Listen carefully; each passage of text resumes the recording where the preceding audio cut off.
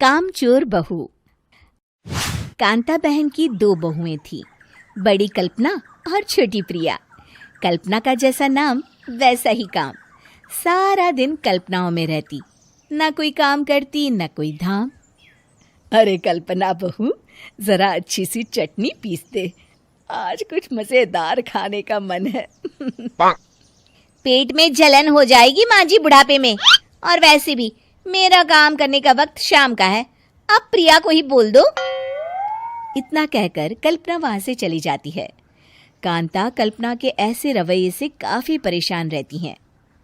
मैं बना देती हूँ माँ चटनी, ऐसा बोलकर प्रिया माँ को चटनी बनाकर प्लेट में खाने को देती है कि तभी वहां कल्पना आ जाती है। अरे वाह चटनी, जरा चख कर तो देखूं, बड़े दिन हो गए।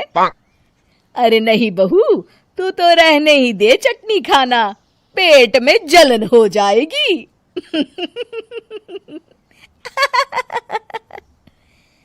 इतना कहकर कांता और प्रिया दोनों हंसने लगते हैं। कल्पना सारा दिन या तो मोबाइल में यूट्यूब देखती या फिर सोती रहती। उसका कमरा भी बिखरा और गंदा रहता। एक दिन कल्पना का पति अशोक उससे कहता है, अरे कल्पना, जानवर भी उस जगह को साफ कर लेता है जहां वो बैठता है, तुम तो इंसान हो, कैसे इतने गंदे कमरे में रह लेती हो? देखो सारा सामान यहाँ वहां बिखरा पड़ा है।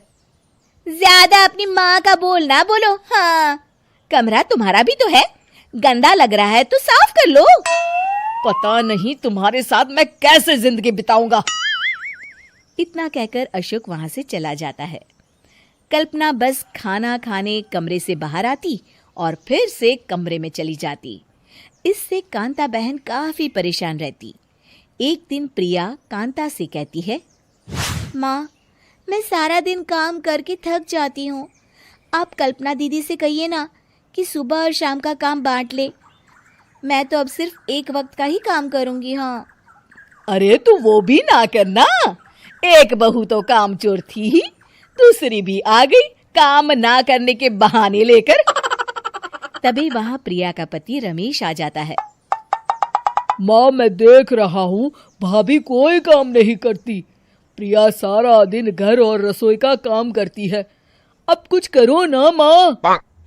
कांता मन में कुछ सोचती है और कल्पना के पास जाती है। कल्पना फोन पर मेकअप करना देख रही होती है। कल्पना, तुम सारा दिन बस मोबाइल देखती हो, घर का कोई काम भी कर लिया करो। प्रिया सारा दिन काम करके थक जाती है। आज से मैंने फैसला किया है, एक वक्त का काम तुम करोगी, सुबह का खाना तुम बनाओगी और रात का प्रिया। आप लोगों ने काम को हवा बना रखा है।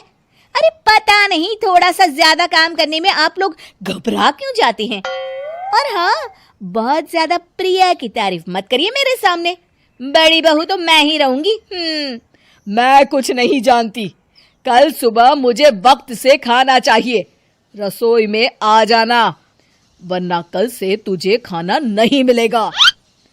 अगली सुबह कल्पना रसोई में नहीं आती है। वो देर से सोकर उठती है और बाहर आकर कहती है, अरे भूख लगी है, आज खाने में क्या है? इतनी देर हो गई, आज किसी ने मुझे उठाया भी नहीं, पता नहीं कहाँ है सब। कल्पना को घर में कोई नहीं दिखता। वो रसोई की तरफ जाती है जहां बड़ा सा ताला लगा होता है। अरे रसोई में ताला! ओ, मैं तो भूल ही गई थी। माँ ने आज से सुबह का खाना मुझे बनाने को कहा था। हे भगवान, इतने लोगों का खाना बनाना क्या आसान है? तभी घर के सारे सदस्य बाहर से वापस आते हैं। वाह माँ जी, मजा आ गया छोले भटूरे खाकर। मेरे मुंह में तो अभी भी स्वाद आ रहा है। अरे कल्पना, तेरे भरोसे रहते तो हम तो भूखे ही रह जाते। कल्पना को बहुत गुस्सा आ जाता है। अब बहुत हो गया, आज से मैं अपनी रसोई अलग कर रही हूँ, मैं अपना खाना खुद बना लिया करूंगी। कल्पना अपनी रसोई अलग कर लेती है, पर आए दिन उसका देर से उठना और काम न करने की आदत से वो भूखी ही रह जाती थी। उसी के सामने घर के लोग अच्छे अच्छे पकवान खाते और कामचोर कल्पना को जैसे तैसे ही खाना बनाकर खाना पड़ता। पर एक दिन तो हद ही हो गई। माँ, दीदी आज सुबह से कमरे से बाहर नहीं निकली, हमें जाकर देखना चाहिए। सो रही होगी कामचोर कहीं की, पर तुम कहती हो तो चलो देख लेते हैं उसे। कल्पना कमरे में पेट पकड़कर बैठी होती है। हाय मेरा दर्द, पेट दर्द के मारे मर रही हूं मैं।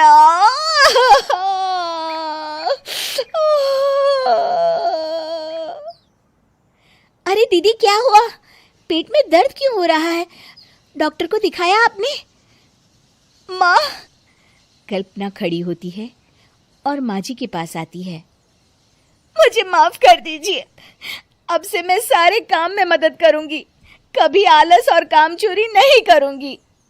हाँ, वो तो ठीक है, लेकिन अचानक क्या हो गया जो तू काम करने को तैयार हो गई? कामचोर कल्पना। माँ, लगातार बासी और उल्टा पुल्टा खाना खाने के कारण मेरे पेट में इन्फेक्शन हो गया है। काम न करना पड़े इसलिए मैं 2 दिन का खाना एक दिन ही बना लेती थी। बासी और खराब खाना खाने के कारण लेने के देने पड़ गए। पेट में दर्द हो रहा है। चलो अच्छा हुआ, देर आए दुरुस्त आए।